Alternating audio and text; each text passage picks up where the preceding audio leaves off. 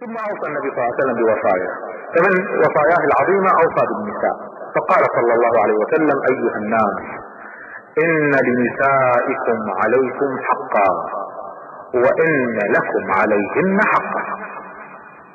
لكم عليهن الا يوطئن فرشكم غيركم، ولا يدخلن احدا تكرهونه بيوتكم الا باذنكم، ولا يأتين بفاحشة، فإن فعلنا فإن الله قد أذن لكم أن تعضلوهن. يعني إذا لم يطيعوكم، إذا نشزوا، ليس إذا فعلوا الفاحشة، الزنا حكمه محدد، لكن إذا لم يطيعوكم، إذا نشزت المرأة ما حكمها؟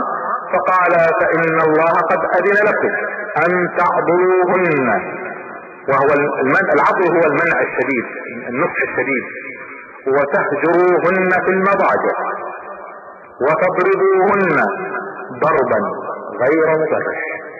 والنبي صلى الله عليه وسلم حدث الضرب لا يجوز فيه الأذى، لا يجوز فيه أن يترك أثر، وفصل العلماء في هذا حتى قالوا: يضربها بمثل السواك.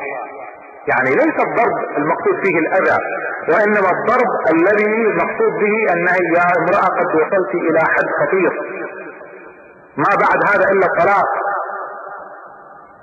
فانتبهي. التنبيه الشديد انه انتهى مرحلة النص وانتهت مرحلة الهجر، الان وصلنا الى اخر مرحلة، بعدها يأتي حكم من اهله وحكم من اهلها، فاما تثبيت الزواج واما الطلاق. فانتبهي، قد وصلت الى اخر مرحلة. هذا المقصود من الضرب، وليس المقصود من الضرب الاذى. بعض الناس يعيب على الاسلام هذه المسألة. النبي صلى الله عليه وسلم في اخر خطبة يحدد معنى الضرب ضربا غير مبرح، ما يترك اي اثر، ما يترك اذى، وانما يشير الى ان المسألة وصلت الى مرحلة خطيرة. فان انتهت المرأة، عرفت انها تجاوزت الحد، فان انتهينا واطعنكم فعليكم رزقهن وكسوتهن بالمعروف، ترجع الحياة طبيعية وتنتهي المسألة. وإنما النساء عندكم عوان. العوان جمع عانية، والعانية هي الأسيرة، فكأن المرأة في بيت الزوج أسيرة، يعني ليس لها الأمر المتاح للرجل من التصرف في أمرها، هو المسؤول عنها وهو المتصرف في رزقها وكذا. فمثل هذه يجب الإنسان أن يراعيها ويعني يبالغ في رعايتها، لأنها كالأسيرة بين يديه.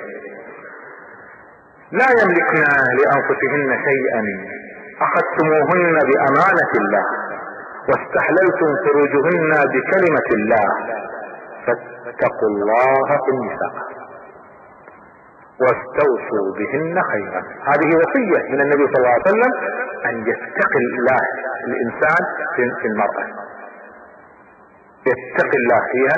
ووصية النبي صلى الله عليه وسلم: استوصوا بهن خيرا.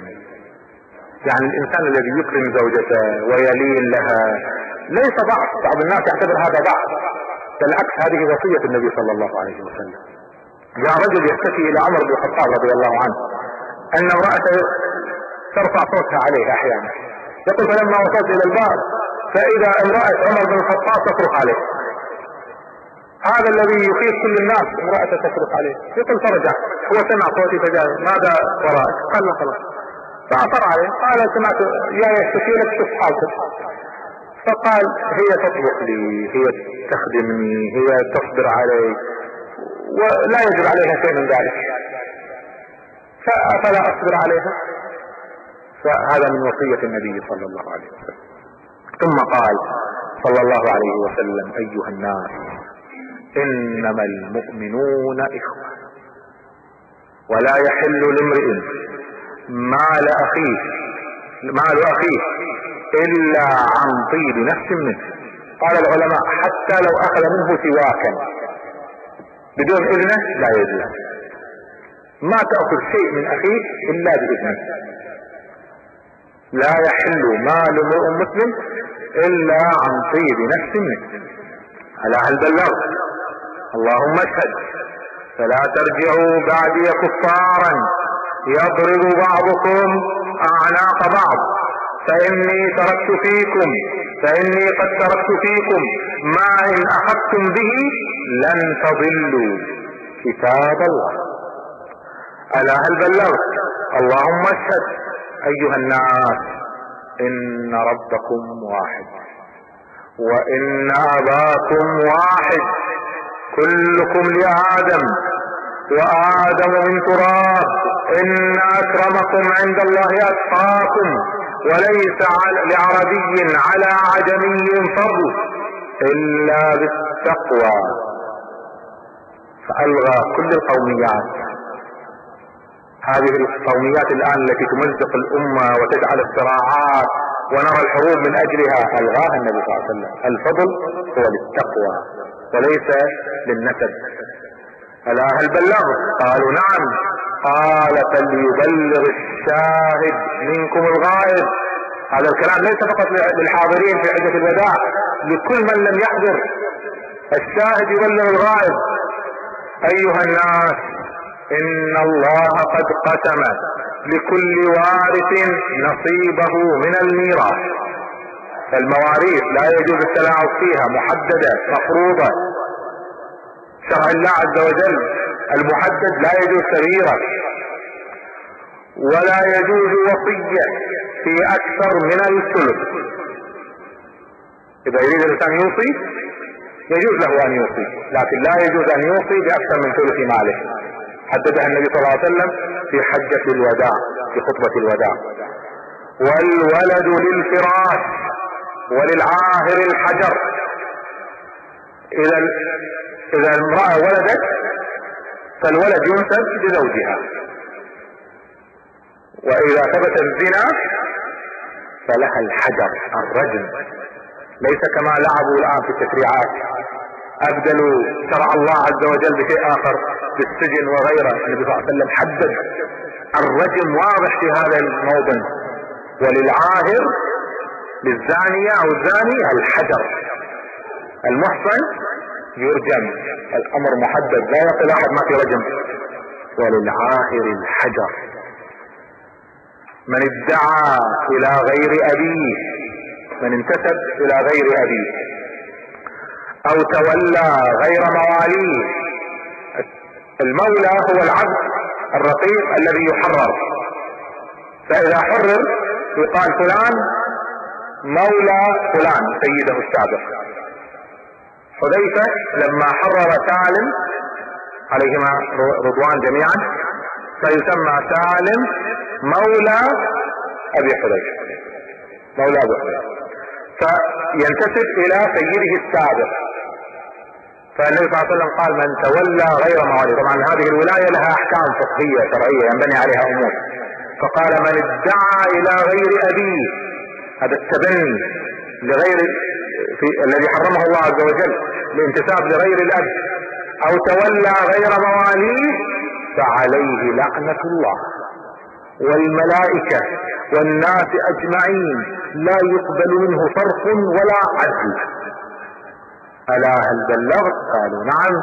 قال اللهم اشهد والسلام عليكم ورحمة الله. هذه خطبة الوداع الشهيرة لخص بها النبي صلى الله عليه وسلم بعض أحكام الإسلام، ليس كل أحكام الإسلام، لكنه أكد على الأحكام التي يحدث فيها تلاعب كثير وينتشر فيها الفساد بين الناس في ذلك الزمان، فأكد النبي صلى الله عليه وسلم عليها. يذكر بعض العلماء أنه في هذا الموطن نزل قول الله تعالى اليوم أكملت لكم دينكم وأتممت عليكم نعمتي ورضيت لكم الإسلام دينا. فقال بعضهم أنها نزلت بعد الحجة، هذه في الطريق في عودته صلى الله عليه وسلم من الحج نزلت هذه الآية. على كل حال واضح أنه مع أمر حجة الوداع استقر أمر الإسلام وانتهى الوحي، انتهى التشريع، لم ينزل بعد ذلك من القرآن شيء. اكتمل القرآن، اكتمل وحي السماء بحجته صلى الله عليه وسلم من السنة 10 للحج. بعد الحج عاد النبي صلى الله عليه وسلم إلى المدينة، ودخلنا الآن في السنة 11 للهجرة. في صفر رجع النبي صلى الله عليه وسلم في محرم. في صفر امر النبي صلى الله عليه وسلم بتحريك جيش الى البلقاء. البلقاء في فلسطين. الان انتهينا من جزيرة العرب، الان بدأ الهجوم على اعداء الله في خارج جزيرة العرب، فبدأ بالروم. النبي صلى الله عليه وسلم جهز جيش للخروج الى الروم لقتال الروم في البلقاء، الغساسنة والروم. ما انتهى الامر، تبوك ما فعل الشيء معهم، النبي صلى الله عليه وسلم ما نساها له، فيريد ان يكمل هذا. وامر على هذا الجيش اسامة ابن زيد رضي الله عنه، حب النبي صلى الله عليه وسلم، كان عمره في ذلك الوقت ما بين 18 الى 20 سنة في هذه الحدود، شاب صغير. وامر النبي صلى الله عليه وسلم سادة الصحابة ان يكونوا في هذا الجيش، فكان من بين جنود اسامة، كان من بين الجنود ابوبكر الصديق وعمر بن الخطاب رضي الله عنه. كبار الصحابة كانوا في جيش اسامة. وبدأ استعداد المسلمين للخروج. بدأ التجهيز للخروج في هذا الشهر نفسه. اثناء استعداد المسلمين للخروج الى البلقاء، النبي صلى الله عليه وسلم في ليلة من الليالي دعا واحد من مواليه، عبد كان عند النبي صلى الله عليه وسلم وحرره النبي صلى الله عليه وسلم، اسمه ابو مبايعه. فقال له يا ابو مبايعه اريد ان اخرج الى البقيع، والبقيع مقبرة اهل المدينة، لاستغفر لاهلها، اهلها من المسلمين المقصود. فخرج وخرج معه ابو مبايعه. ذهب النبي صلى الله عليه وسلم من البقيع واستغفر لاهل البقيع من المسلمين ودعا لهم، ثم قال يا ابا مبايعه اقبلت الفتن. وكان يكلم الموتى يقول هنيئا لكم ما انتم فيه، هنيئا لكم ما انتم فيه، اقبلت الفتن بعضها يضر بعض، واحدة وراء الاخرى. ثم التفت الى ابي مبايعه فقال يا ابا مبايعه اني خيرت. جاءه الاختيار في ذلك الموقع صلى الله عليه وسلم.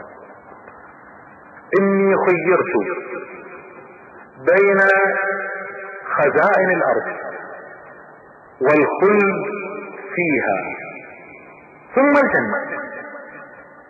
الاختيار الاول ان يحكم النبي صلى الله عليه وسلم في كل الارض، يتحكم في الارض وخزائن الارض ويخلد فيها لا يموت الى يوم القيامة، ثم الجنة،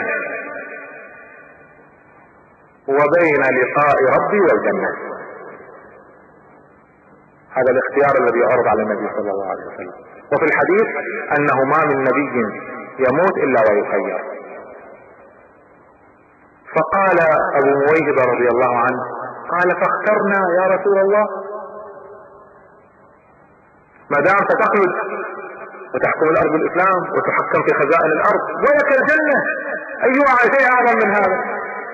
فاخترنا يا رسول الله. قال لا، بل لقاء ربي والجنة. حب الله عز وجل ملأ قلب النبي صلى الله عليه وسلم. الاختيار لو احنا عرض علينا فإننا نميل ان نحكم الارض ونتحكم فيها وبالاسلام نحكم، اي خير اعظم من هذا؟ لكن هذا كله ليس له قيمة امام من امتلأ قلبه شوقا لربه، من امتلأ الحب، ملأ الحب قلبه لله عز وجل. فالذي يحب حب حقيقي ما يلتفت الى اي شيء اخر، فلن يلتفت الى كل ما عرض عليه، وانما استعجل لقاء الله عز وجل. فقال بل لقاء ربي والجنة. بهذا الاختيار بدأ مرض النبي صلى الله عليه وسلم.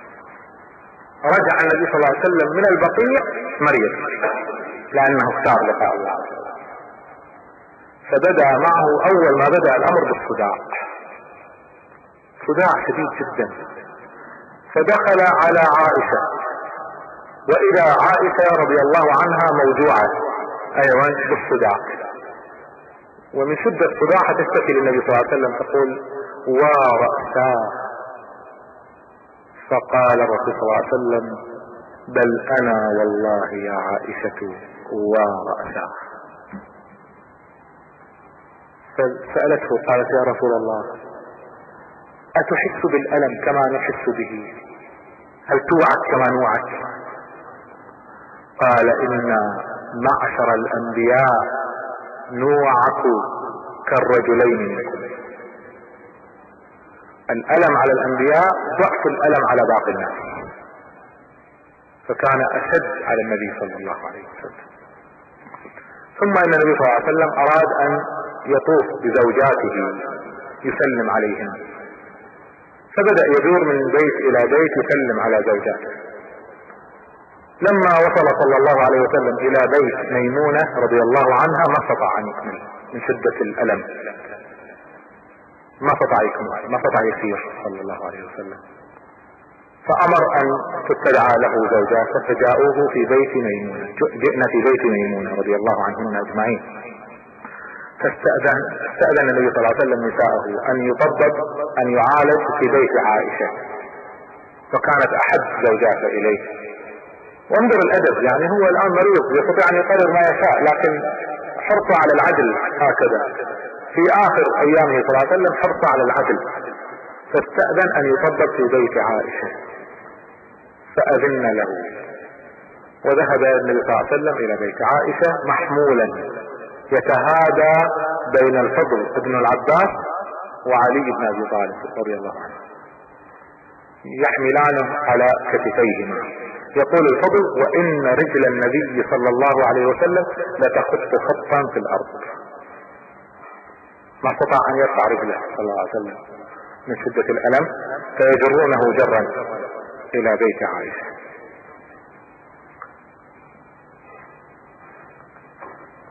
وصل النبي صلى الله عليه وسلم إلى بيت عائشة وبدأ يعالج هناك. استمر الأمر عليه عدة أيام على هذا الحال، وبدأت الحمى، ارتفعت الحرارة.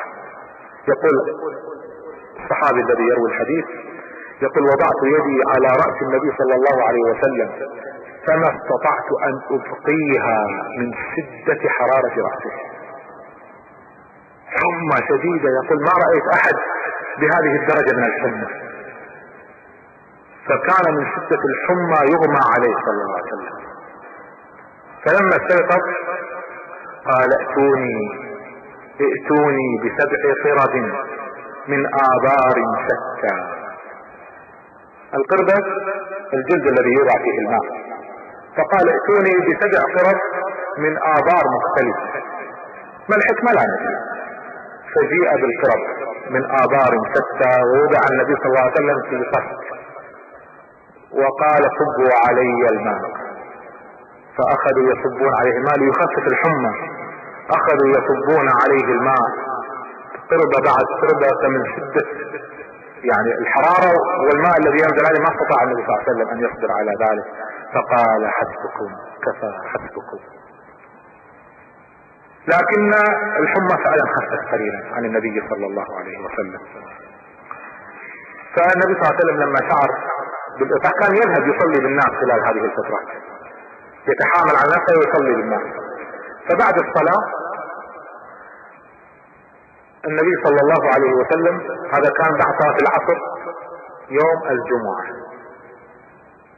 في ربيع أول، الآن في ربيع أول في 9 من ربيع أول، يوم الجمعة من 9 من ربيع أول في السنة 11 للهجرة. النبي صلى الله عليه وسلم خطب بهم الجمعة. بعد الجمعة النبي صلى الله عليه وسلم بعد صلاة العصر تحامل على نفسه وخطب بهم خطبته الأخيرة التي تسمى خطبة مرض الموت، خطبته في مرض موته صلى الله عليه وسلم. فخرج النبي صلى الله عليه وسلم وجلس على المنبر وخطب جالسا صلى الله عليه وسلم، خطب جالسا. ليست هذه آخر خطبة، هناك خطبة بعدها سنذكرها، لكن هذه الخطبة التي تسمى خطبة مرض الموت.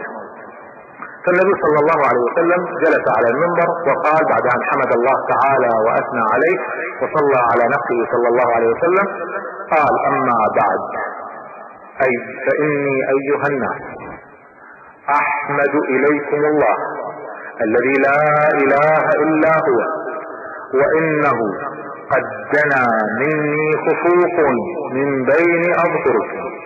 الخفوق هو الغياب، اقترب غيابي من بين اظهركم، فمن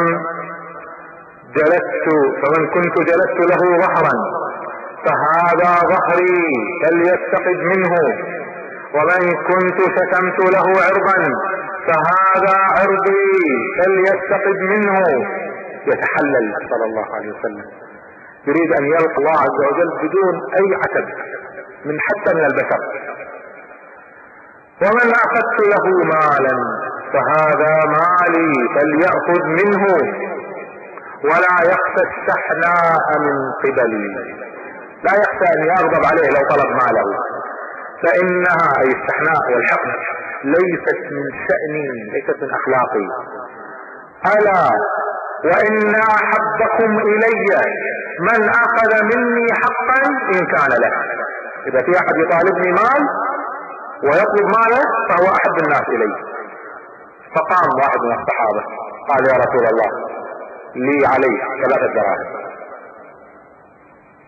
فسئل بعدين: كيف تجرأت تقول هذا؟ قال: هو يقول احبكم الي، فاردت ان اكون من احب الناس للنبي صلى الله عليه وسلم بطلب هذا الامر كما النبي صلى الله عليه وسلم امر. فقال النبي صلى الله عليه وسلم: يا قسم ابن العباس اعطه 3 دراهم، فاعطاه. فكررها النبي صلى الله عليه وسلم فما قام احد. قال: او حللني، اللي ما هو راضي يقوم يحللني. فلقيت ربي وانا طيب النفس، وقد ارى ان هذا غير مغن عني، يعني حتى لو يحللني اخشى ان هذا ما يغنيني يوم القيامة. هذا الرسول صلى الله عليه وسلم، انظر حرصه على اداء الحقوق للناس. يقول: ولا ارى ان هذا مغن عني حتى اقوم فيكم مرارا. يقال في هذا الموطن ويقال في موطن اخر ان النبي صلى الله عليه وسلم قال: ان عبدا خيره الله تعالى بين خزائن الارض والخلد فيها ثم الجنة، وبين لقاء ربه والجنة، فاختار لقاء ربه والجنة. فبكى ابوبكر الصديق رضي الله عنه، بكى بكاء شديد لما سمع هذا الكلام، وقال: بل نحن نفديك بانفسنا وابنائنا يا رسول الله. هو الوحيد الذي فهم ان هذا العبد هو الرسول صلى الله عليه وسلم. فالنبي صلى الله عليه وسلم قال: على رأسك يا ابا بكر، على رأسك يا ابا بكر، سدوا عني هذه الابواب. الابواب كان الناس لما بنى النبي صلى الله عليه وسلم المسجد، فكثير من الناس بدأوا يبنون بيوتهم يلصقونها بالمسجد. ابوابهم طبعا رئيسية في مكان اخر، ويفتحون باب خلفي من بيوتهم الى المسجد مباشرة. فقال النبي صلى الله عليه وسلم لما كثرت هذه الابواب: سدوا عني هذه الابواب الا خوخة، الخوخة هي الباب الخلفي، الا خوخة ابي بكر. فاستثناه النبي صلى الله عليه وسلم. ابو بكر ايضا كان عنده باب لصيق المسجد، فاستثناه النبي صلى الله عليه وسلم. قال: فاني لا اعلم احدا احسن صحبة لي منه. احسن صاحب رضي الله عنه. ثم قال: ولو كنت متخذا خليلا لاتخذت ابا بكر خليلا. في احد، الخليل هو الحبيب الذي يملأ القلب، يملأ القلب بالحب. فيقول: لو كنت متخذا خليلا، لو في احد يملأ قلبي بالحب لاتخذت ابا بكر خليلا. ولكن صاحبكم يعني نفسه صلى الله عليه وسلم خليل الرحمن. يقول: حب الله ملأ قلبي، ما يستطيع احد يملأ قلبي غير الله عز وجل. ثم قال النبي صلى الله عليه وسلم: تحدث عن أسامة. قال بلغني ان بعض الناس يطعنون في امرة اسامة، يقولون شاب صغير كيف يؤمر على كبار الناس؟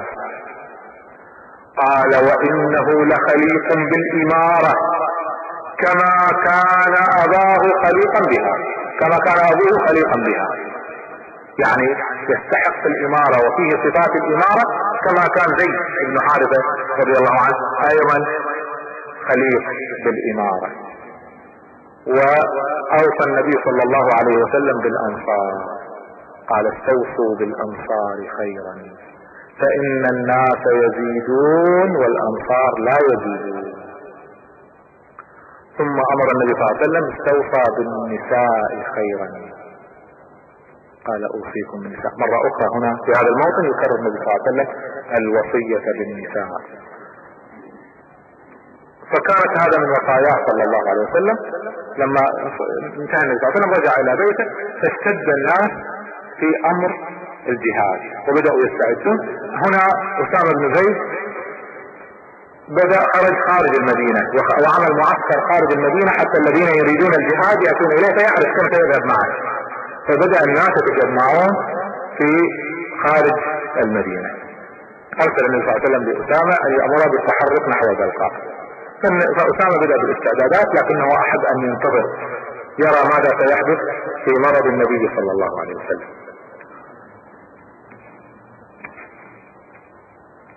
لما خطب النبي صلى الله عليه وسلم هذه الخطبة ورجع الى بيته اشتد عليه الوجع، اشتد عليه الوجع اشتداد شديد، وبدأ الامر يزيد عليه وكان يغمى عليه.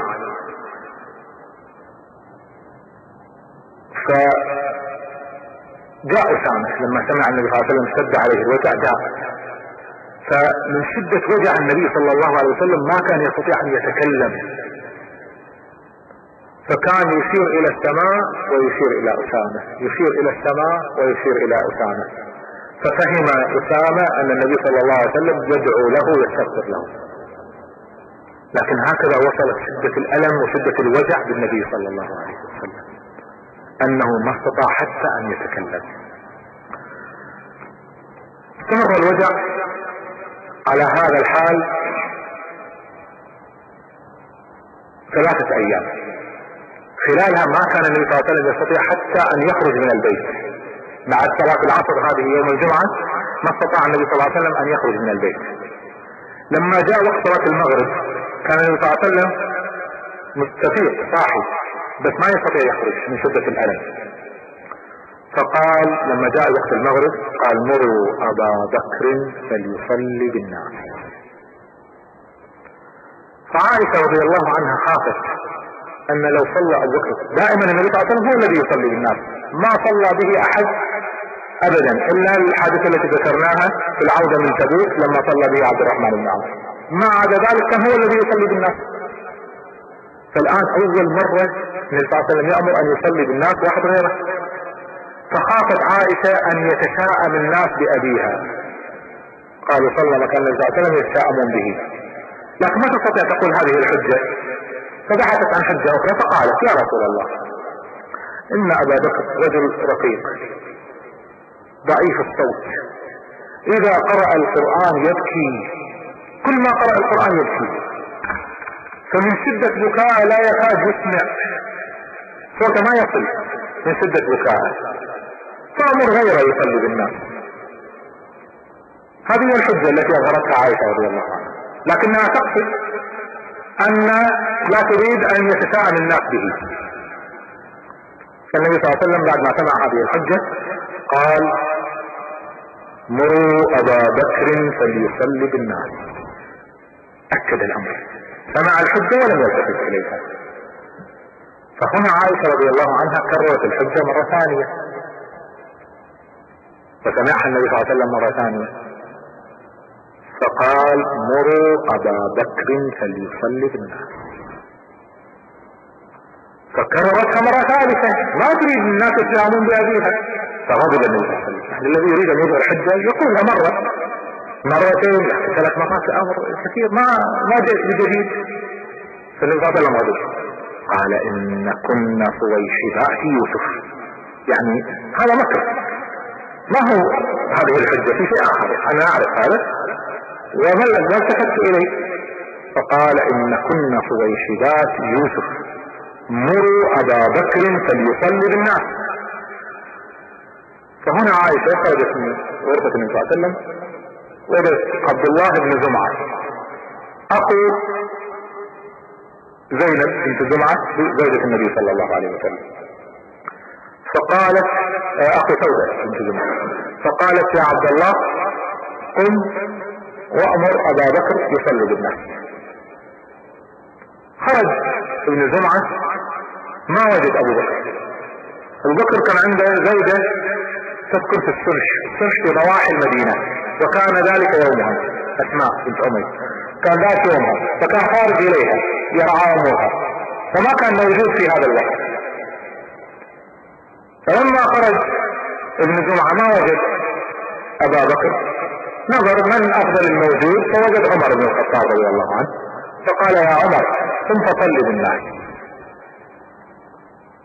عمر بن الخطاب فهم أن هذا أمر من النبي صلى الله عليه وسلم، واحد من أهل النبي صلى الله عليه وسلم خارج من بيته قال له قم فصلي بالناس فقط، وكان صوته عالي جدا رضي الله عنه.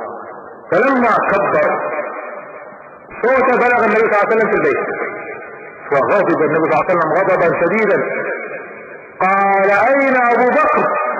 أين أبو بكر؟ يأبى الله ذلك ورسوله والمؤمنون، يأبى الله ذلك ورسوله والمؤمنون. يكرر النبي صلى الله عليه وسلم أن ما يصلي بالناس إلا أبو بكر، بعد النبي صلى الله عليه وسلم ما يصلي إلا أبو بكر، حتى عمر ما يصلي بالناس. لكن عمر طبعا كان بدأ بالصلاة فصلى المغرب، صلى المغرب يوم الجمعة بالناس، وارسلوا الى ابوبكر الصديق فاتى من الصبح، فمن صلاة العشاء يوم الجمعة بدأ يصلي بالناس، وصلى بالناس 3 ايام. 3 ايام كان يصلي بالناس، باقي الجمعة ويوم السبت ويوم الاحد. في خلال هذه 3 ايام النبي صلى الله عليه وسلم اشتد عليه الوجع كما ذكرنا عدة مرات، لكنه كان صلى الله عليه وسلم ما زال يعني حيا، لكنه ما يستطيع يصوم، ما يستطيع يخرج، وكان يغمى عليه احيانا لكنه يستيقظ، وكان صاحي، ما كان في وحي، انقطع الوحي كما ذكرنا من حجة الوداع.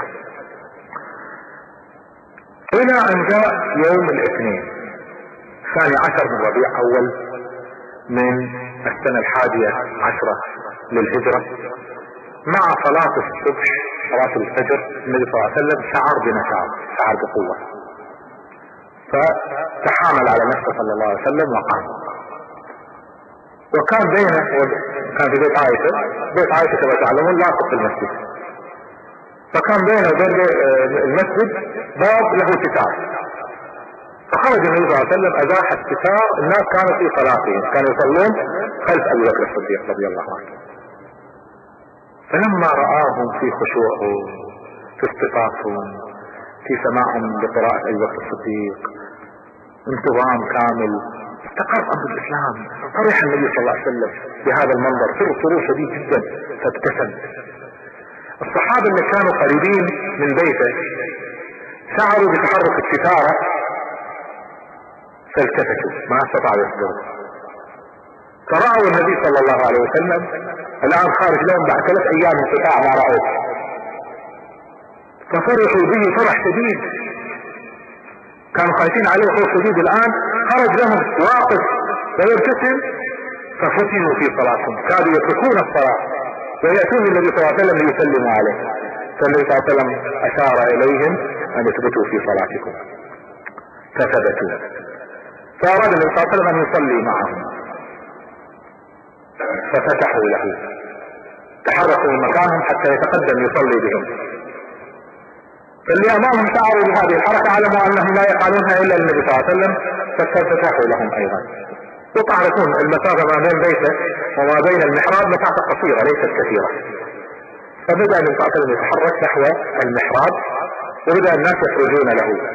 أبو بكر الصديق رضي الله عنه أحس بهذه الحركة وأحس بانفراج الصفوف، فعلم أنهم لا يفعلون ذلك إلا للنبي صلى الله عليه وسلم، فتفت، فرأى النبي صلى الله عليه وسلم خلفه، فرجع ابوبكر الصديق يريد ان يقدم النبي صلى الله عليه وسلم، فالنبي صلى الله عليه وسلم دفعه في ظهره وقال صل بالناس يا ابا بكر. فابو بكر حمد الله تعالى واثنى عليه.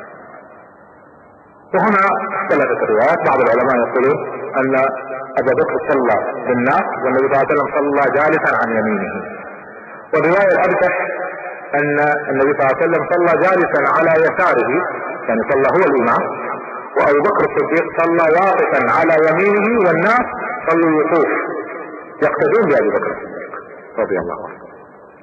لكن هكذا كانت صلاة الصبح في ذلك اليوم. ثم ان النبي صلى الله عليه وسلم بعد الصلاة شعر بمزيد من النشاط فصعد المنبر، ولكنه خطب ايضا جالسا، ما زال ضعيف، فخطب صلى الله عليه وسلم وكانت اخر خطبة للنبي صلى الله عليه وسلم. في هذه الخطبة النبي صلى الله عليه وسلم قال اقبلت الفتن كقطع الليل المظلم، يصبح الحليم فيها حيران، القاعد فيها خير من القائم. ثم ان النبي صلى الله عليه وسلم حذر من ان يتخذ قبره مسجدا، قال لا تطروني كما تطري النصارى عيسى ابن مريم، ولعن الله من اتخذ قبر نبيه مسجدا. تحذر النبي صلى الله عليه وسلم من الشرك فيه. بعض الناس لما يذهبون الى قبر النبي صلى الله عليه وسلم يتمسحون به ويعني يفعلون الاشياء التي هي من شأن الله عز وجل. النبي صلى الله عليه وسلم لا يضر ولا ينفع بشر، قل لا املك لكم ضرا ولا رشدا. فالتمسح به والتمسح بقبره وطلب الرزق منه وامثال ذلك هذا كله حرام، لانه النبي صلى الله عليه وسلم بشر، نعم سيد البشر خير البشر، لكنه لا يملك الضر ولا النفع، فبشر. النبي صلى الله عليه وسلم بشر، فنهى النبي صلى الله عليه وسلم ان يتخذ قبره مسجدا. ثم ان النبي صلى الله عليه وسلم امر بوصية عظيمة فقال لا يبقى في الجزيرة دينار، لا يجوز بناء الكنائس، لا يجوز بناء المعابد، لا يجوز بناء دور العبادة لغير الاسلام في كل جزيرة العرب. وهذا من الامور التي تهاون فيها الناس اليوم، فنجد الكنائس ونجد المعابد لغير المسلمين في جزيرة العرب، وهذا من وصاياه النبي صلى الله عليه وسلم الواضحة الصريحة، لا يبقى في الجزيرة دينار. اوصى النبي صلى الله عليه وسلم بالصلاة، قال اوصيكم بالصلاة.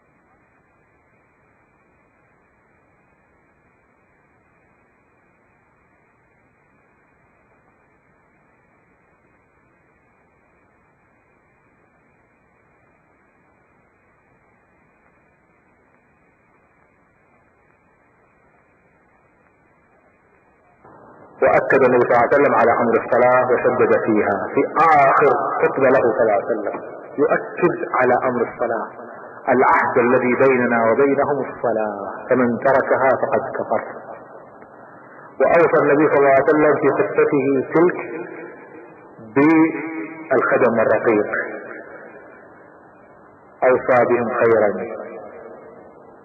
اوصيكم، واوصى بالنساء، اوصى بالنساء ايضا مرة اخرى في هذا الموطن، اوصيكم بالنساء خيرا واوصيكم بما ملكت ايمانكم، اكد النبي صلى الله عليه وسلم على ذلك. ثم ختم النبي صلى الله عليه وسلم الوصية بالجهاد، اكد على امر الجهاد. ما ترك قوم الجهاد الا ذل. فاكد عليه النبي صلى الله عليه وسلم في اخر وداع له للمسلمين، اكد النبي صلى الله عليه وسلم على امر الجهاد، ثم حث الناس على الخروج مع الشعب. ونزل النبي صلى الله عليه وسلم من خطته ماشيا، نزل ماشي وذهب الى بيته صلى الله عليه وسلم. هنا لما دخل النبي صلى الله عليه وسلم البيت استأذن ابوبكر الصديق ودخل عليه، شاف يخطب، من شدة قوة صوته كان يسمع في خارج المسجد صلى الله عليه وسلم يعني، فشعر الناس انه الامر الحمد لله تحسن. فجاء ابوبكر الصديق فقال يا رسول الله اراك برئت بحمد الله، شفتك بخير يعني ما شاء الله، خطبت وتقوم تصلي معنا وتمشي. فقال الحمد لله. قال يا رسول الله تأذن لي اذهب الى السنح، فاني لم امر على اسماء منذ 3 ايام، زوجته ما حد يرعاها، ما عندها احد غيره، 3 ايام امر عليها. قال تأذن لي اذهب اشوف اذا تحتاج شيء. قال نعم. فخرج ابو بكر الصديق وذهب الى السنح. علي رضي الله عنه ايضا استأذن، شاف النبي صلى الله عليه وسلم صاحي يتكلم معهم وكذا، فقال يا رسول الله راك برئ؟ قال الحمد لله، كأن المرض انتهى. فخرج النبي صلى الله عليه وسلم، الناس تجمعوا على علي، قالوا كيف النبي صلى الله عليه وسلم؟ قال اراه بريئا، اراه شفا. فسر الناس وفرحوا وكأن الازمة انتهت في الآخر. بعد القلق الشديد الذي كان على النبي صلى الله عليه وسلم الآن الأمر كأنه خف. العباس رضي الله عنه عم النبي صلى الله عليه وسلم جاء لعلي قال يا علي أراك تقول للناس برئ؟ قال هذا الذي أراك يعني. قال يا عباس ادخل على النبي قال يا علي ادخل على النبي صلى الله عليه وسلم. قال يا أبا الحسن ادخل على النبي صلى الله عليه وسلم واستوصي بنا خيرا. يقصد اطلب منه الصلاح،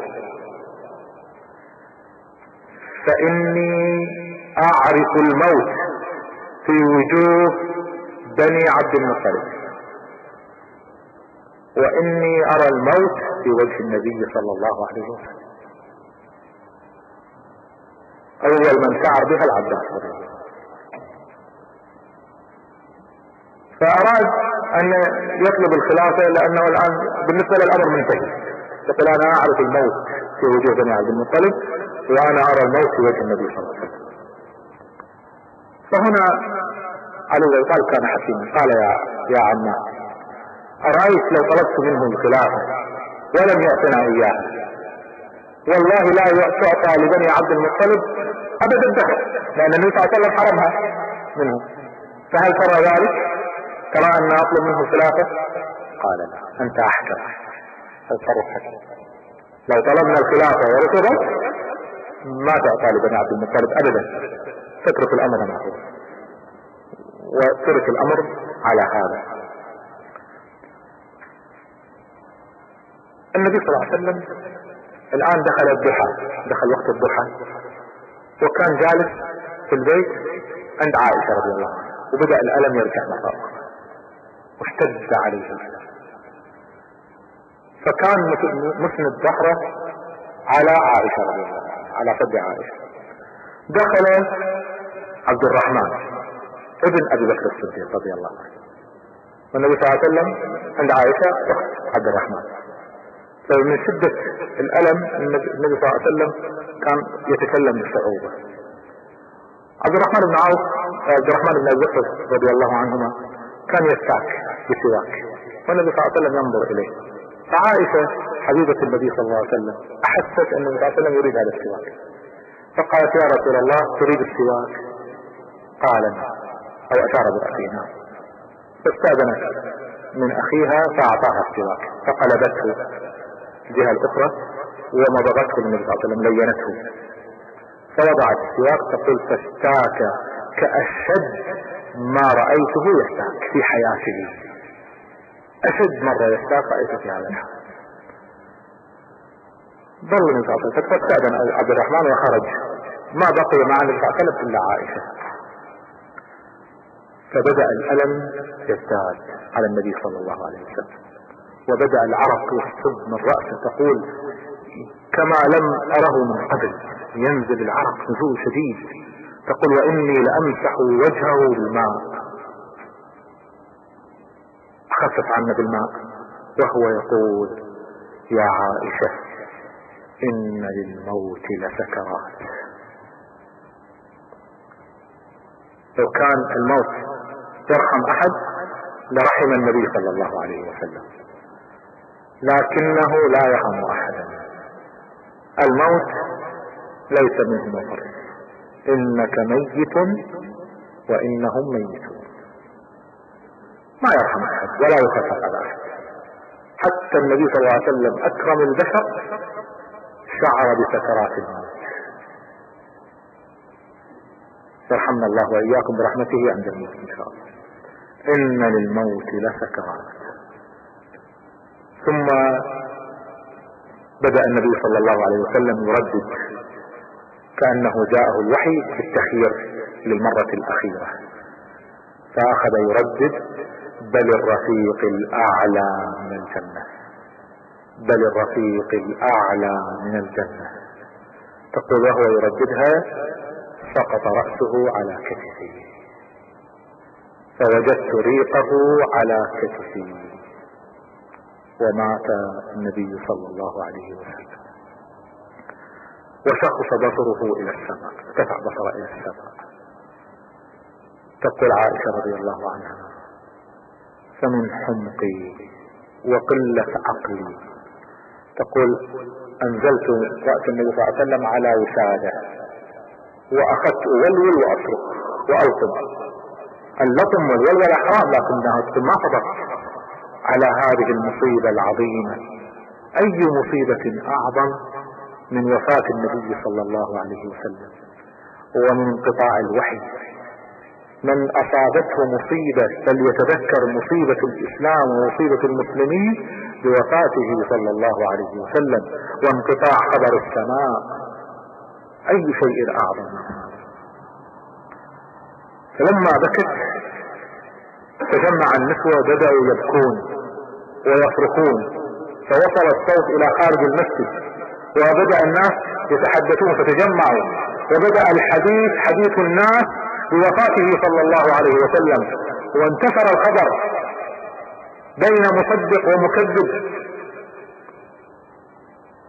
العباس بن عبد المطلب عرف ذلك فأخبر الناس أن النبي صلى الله عليه وسلم قد مات، وبدأ الناس يبكون بكاء شديد، وبدأ الناس بين من يبحث عن مكان يلجأ إليه يبكي، ومن جالس يرسم على رأسه يبكي في المسجد.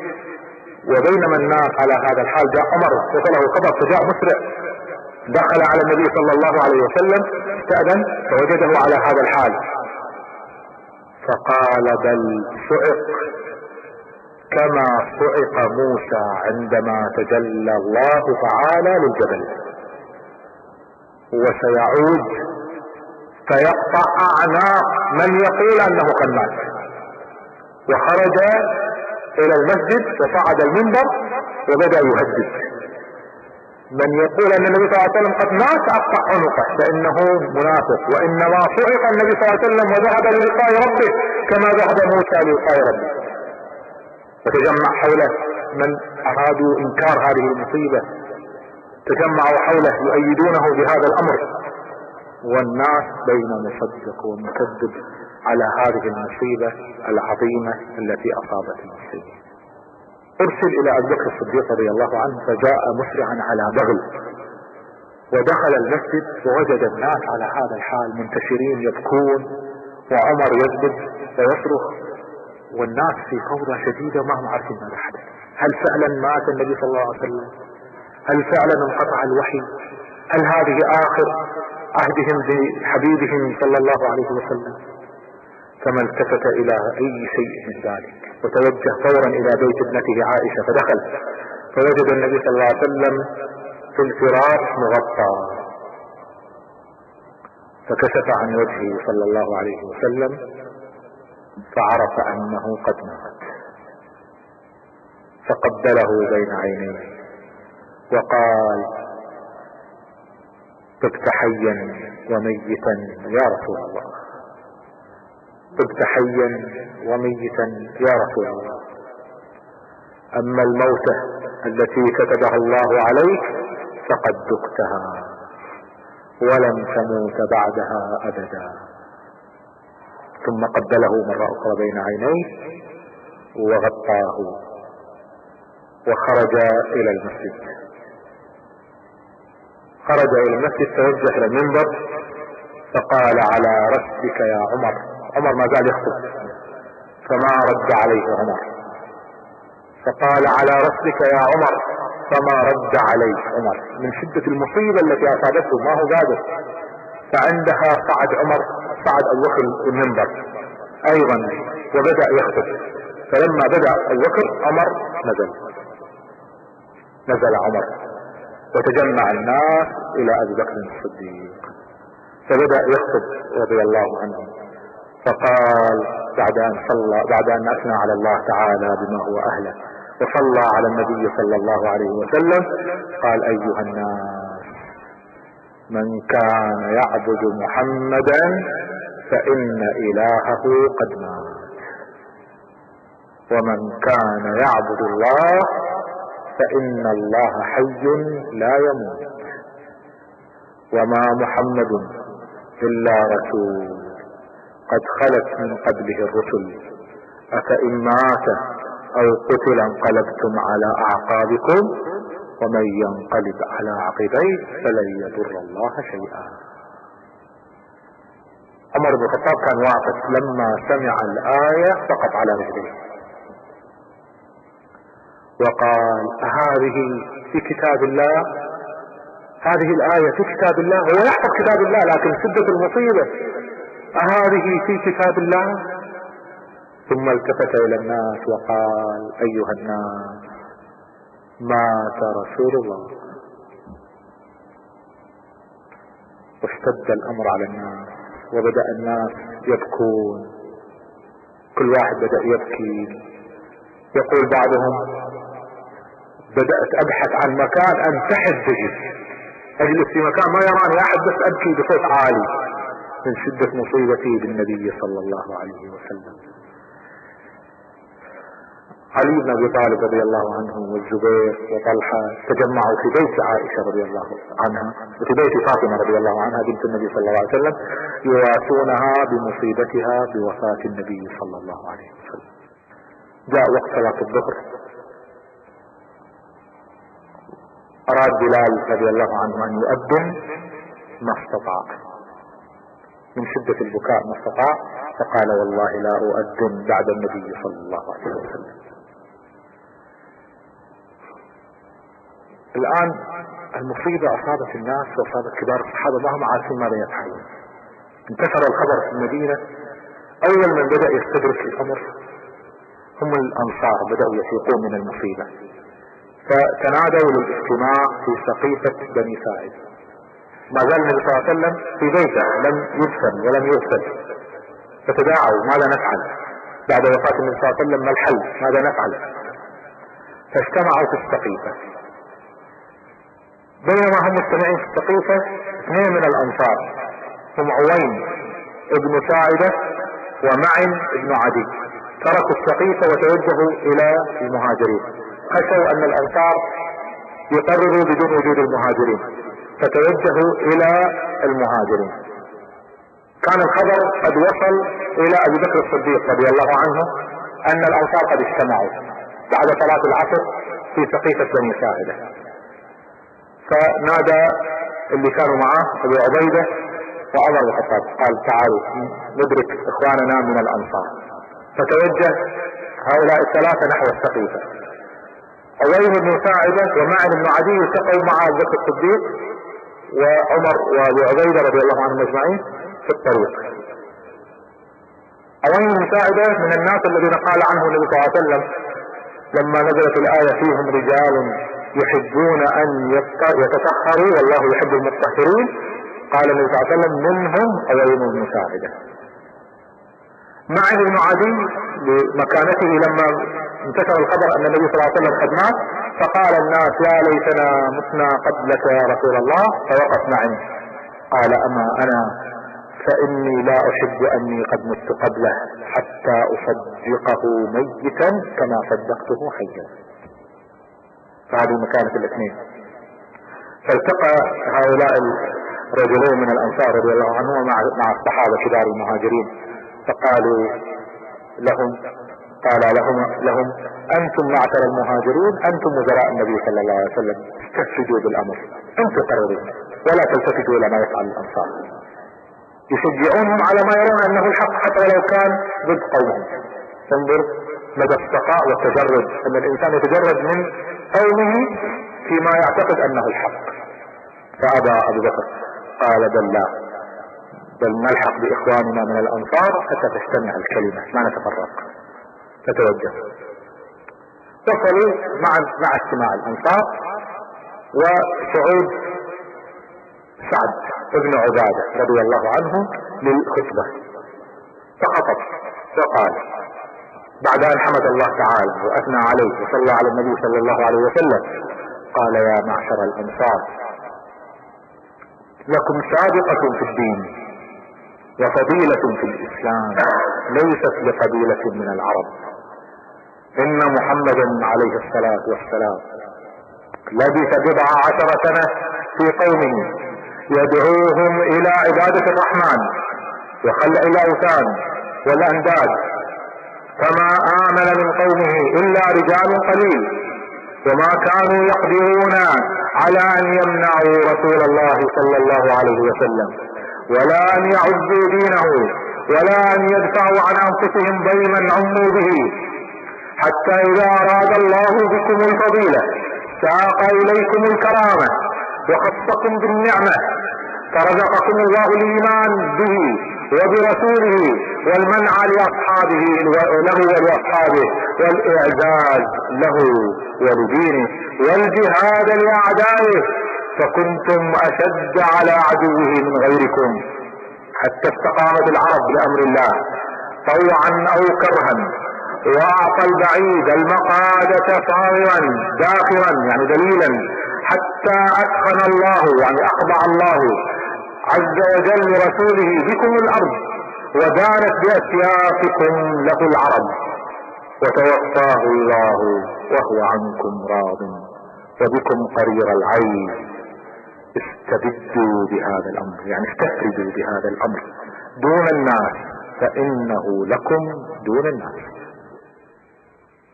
هنا عمر رضي الله عنه يقول وهو يتكلم سعد بن عبادة، يقول زورت في نفسي كلاما، التزوير هو التحسين، يعني جهزت كلام اريد ان ارد عليه. فلما انتهى قام عمر يريد ان يتكلم، فامسكه ابو بكر الصديق قال على رسلك يا عمر، يقول فجلس، فقام ابو بكر الصديق رضي الله عنه وقال ايها الناس نحن المهاجرون اول الناس اسلاما واكرمهم احسابا واوسطهم دارا واحسنهم وجوها واكثر الناس مكانة واكثر الناس ولادة في العرب وامسهم رحما برسول الله صلى الله عليه وسلم، اسلمنا قبلكم وقدمنا في القرآن الكريم عليكم. فقال تبارك وتعالى والسابقون الاولون من المهاجرين والانصار والذين اتبعوهم باحسان، فنحن المهاجرون قدم المهاجرون على الانصار، فنحن المهاجرون وانتم الانصار اخواننا في الدين وشركاؤنا في الفيء وانصارنا على العدو، آويتم وواسيتم فجزاكم الله خيرا، فنحن الامراء وانتم الوزراء، لا تدين العرب الا لهذا الحي من قريش. الامر واضح، العرب لن تخضع الا لقريش، فلا تنكسوا على اخوانكم ما منحهم الله من فضله. يقول عمر بن الخطاب والله ما في شيء كنت انا يقوله الا قاله.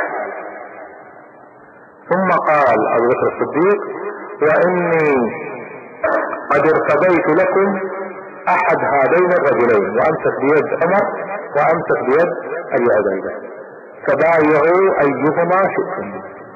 يقول عمر رضي الله عنه: فوالله ما كرهت من كلامه الا هذه، إذ كيف اتولى على قوم فيهم ابو بكر الصديق. هنا سعد بن عبادة لما تكلم كان مريض، فبعد خطبته نزل والتف في ثوب واستلقى في جنب من السقيفة، فوقف الحباب ابن المنذر فقال بعد ان حمد الله تعالى وأثنى، قال: انا الحل عندي، منا امير ومنكم امير، يعني مرة احنا مرة انت، نتوالى. وبدأ اللغط، بدأ كل واحد يقول رأيه، واختلط الامر بين الناس وارتفعت الاصوات، ما هم عارفين ايش يفعل.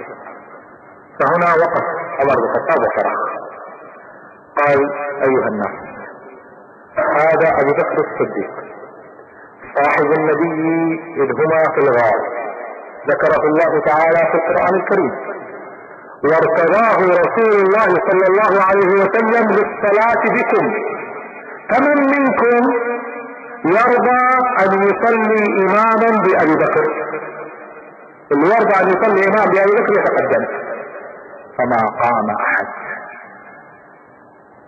لما رأوا كلهم هذا المنظر قال عمر: يا ابا بكر ابسط يدك. فبسط ابو بكر يده، فرأى اختلاف الناس لابد من حسم المسألة، فبسط يده قبل ان يبايع عمر بأسير بن سعد رضي الله عنه، قتل وبايع ابو بكر الصديق، اراد ان يكون اول من يبايع وهو من الانصار رضي الله عنه، فبايع ابو بكر الصديق وبايع عمر رضي الله عنه، بايع الناس، بدأ الناس كمن شدة الزحام كادوا يدوسون على سعد بن عبادة، فبدأ الناس ينبهونهم، يعني هكذا من شدة ازدحامهم، واستقر الامر على بيعة ابي بكر الصديق رضي الله عنه. هذا كان في يوم الاثنين. وما زال النبي صلى الله عليه وسلم في البيت. يوم الثلاثاء في اليوم التالي سمع الناس في صلاة الظهر، واراد ابو بكر الصديق ان يصعد المنبر، فهنا عمر قال له: انتظر، وصعد قبله، فقال: اما مقالتي التي قلت بالامس، يعني ان النبي صلى الله عليه وسلم ما مات، فانها زلة من الشيطان، يعني انا اسحب، هذه زلة الشيطان استدركني، وان اهل شوراكم قد اجتمعوا على صاحب نبيكم اذ هما في الغار، فقوموا وبايعوا. فقام الناس يتدافعون على بيعة ابي بكر الصديق رضي الله عنه. فهنا ابو بكر الصديق رضي الله عنه بعد ان تمت له البيعة حمد الله تعالى واثنى عليه، ثم قال بعد ان صلى على النبي صلى الله عليه وسلم قال: اما بعد ايها الناس، فاني قد وليت عليكم ولست بخيركم. وهذا تواضع منه صلى الله عليه رضي الله عنه، هو خيرهم بشهادة النبي صلى الله عليه وسلم. يقول المصطفى صلى الله عليه وسلم: ما وطئ الارض بعد الانبياء خير من ابي بكر. ما في احد على الارض منذ خلق الله الى قيام القيامة بعد الانبياء افضل من ابي بكر الصديق رضي الله عنه. فان احسنت، يعني يقول لهم منهجه كيف سيحكم، يقول: فان احسنت فاعينوني، وان اسأت فقوموني، الصدق امانة والكذب خيانة، يعني لن اكذب عليكم، ساكون صادق وصريح، لن اتلاعب بالمعلومات والاخبار، لن اكذب، الصدق امانة. هذا منهج حكم ان يكون الصدق امانة والكذب خيانة. والضعيف فيكم قوي عندي حتى اريح عليه حقه ان شاء الله، والقوي فيكم ضعيف عندي حتى اخذ الحق منه ان شاء الله.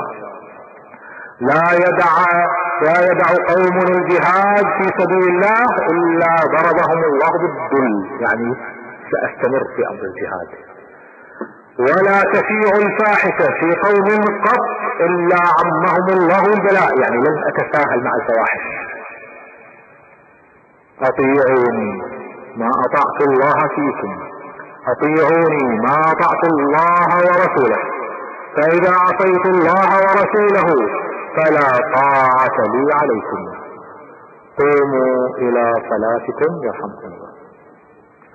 فهكذا خطب بهم ابوبكر الصديق وصلى الناس الظهر. بعد ذلك هذا كان يوم الثلاثاء 13 من ربيع اول في السنة 3 للهجرة. بعد ذلك الان النبي صلى الله عليه وسلم منذ اليوم التالي السابق وهو ميت ومتروك في بيت عائشة، والناس ما تدري ماذا تفعل. هنا اهل بيت النبي صلى الله عليه وسلم عزموا على غسله ودفنه صلى الله عليه وسلم، فاجتمع علي بن ابي طالب والعباس بن عبد المطلب والفضل بن عباس وقسم بن عباس واسامه بن زيد وسقران مولى النبي صلى الله عليه وسلم، اجتمعوا لغسل النبي صلى الله عليه وسلم.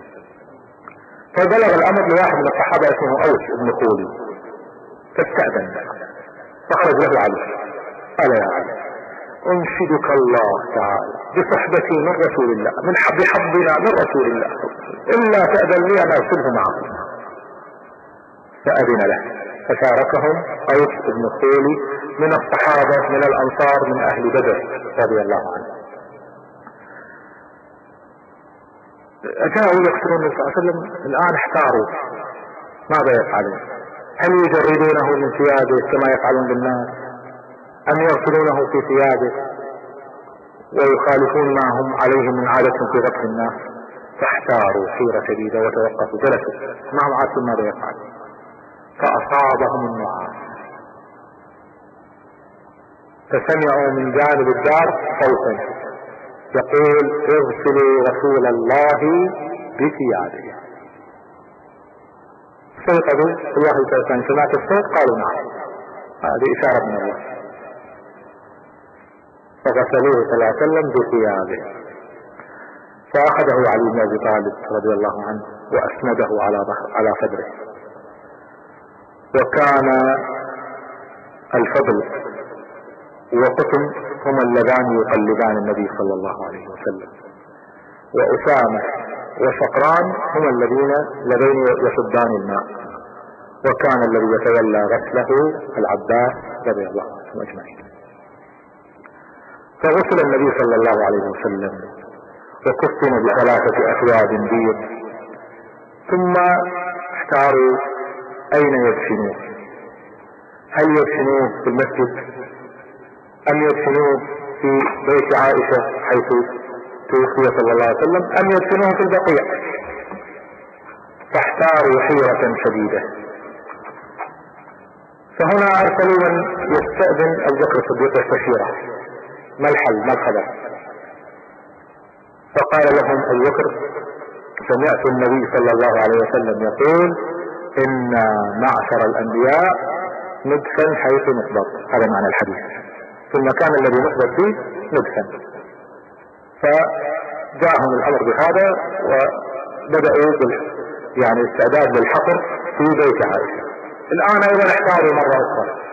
كان اهل المدينة يدفنون على طريقتين: المهاجرين يحفرون بالضعف، وهو ان يحفروا الحفرة بدون حفرة جانبية، والانصار كانوا يلحدون، يعني يجعلون اللحد اللي هو يجعلون في القبر حفرة جانبية ويجعلون فيها الميت.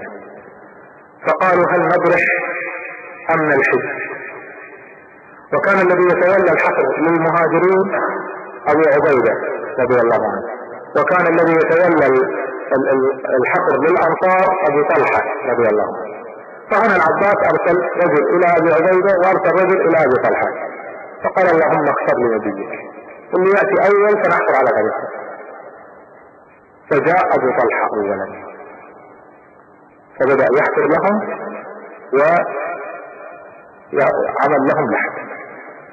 هذا بالليل. من بعد ما غسلوه بدأوا يسمحوا للناس بالصلاة على النبي صلى الله عليه وسلم، فبدأ الناس يصلون عليه، يدخلون افواج افواج. صلى عليه الرجال اولا، ثم صلى عليه النساء، ثم صلى عليه الصبيان. وكانوا يصلون فرادى، ما نقلوه الى المسجد، يصلون عليه في مكانه، كل واحد يدخل يصلي ويخرج. فصلوا عليه واستمرت صلاتهم الى الليل. لما صلى الناس بالليل بدأ الحفر. تقول عائشة رضي الله عنها: ما شعرنا بدفن النبي صلى الله عليه وسلم الا على اصوات المفاحل ليلة الاربعاء، في جوف الليل في نصف الليل بدأنا نسمع اصوات الحفر. فبدأ حفر القبر في ليلة الاربعاء يوم الثلاثاء مساء. ثم دخل علي والفضل وقسم وسقران، دخلوا في القبر وتناولوا النبي صلى الله عليه وسلم وادخلوه في القبر. وكان قد حضر الدفن المغيرة ابن شعبة حارس النبي صلى الله عليه وسلم. فالمغيرة لما ادخلوه الان خرجوا يريدون ان يصبوا التراب، خلع المغيرة كان عنده خاتم، فخلع خاتمه ورماه في القبر، ثم قال: انتظروا، سقط خاتمي في القبر فدعوني اخذه. قالوا: لا انزل.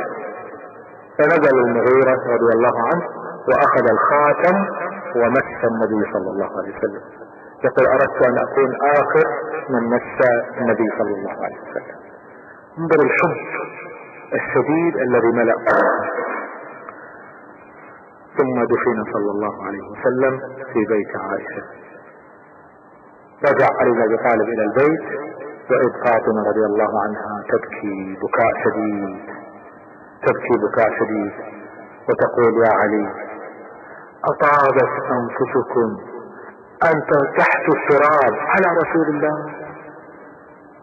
كيف استطعتم أن تصبوا التراب على رسول الله صلى الله عليه وسلم؟ لكن الموت حق، كل الناس سيذوقون هذه المصيبة. المصيبة بوفاة النبي صلى الله عليه وسلم ليس كمثلها مصيبة. به انقطع الوحي، هو الذي كان يعلمنا خبر السماء، هو الذي كان يقول للناس امر الله. تخيلوا هذه القضية، ليس امر حاكم من الحكام، ليس امر عظيم من العظماء، امر الله عز وجل يأتي به خبر السماء من خلال النبي صلى الله عليه وسلم. هذه المصيبة العظيمة ليس كمثلها مصيبة.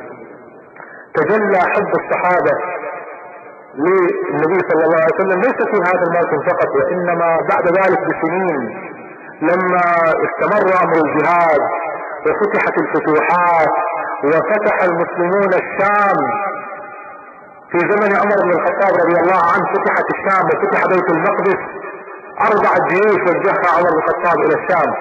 فلما استقر فتح الشام وفتح بيت المقدس على يد عمر بن الخطاب رضي الله عنه، جاء من المدينة، لأن النصارى الذين كانوا في القدس رفضوا أن يسلموا القدس إلا للخليفة، فجاء من المدينة ووصل وفتح القدس.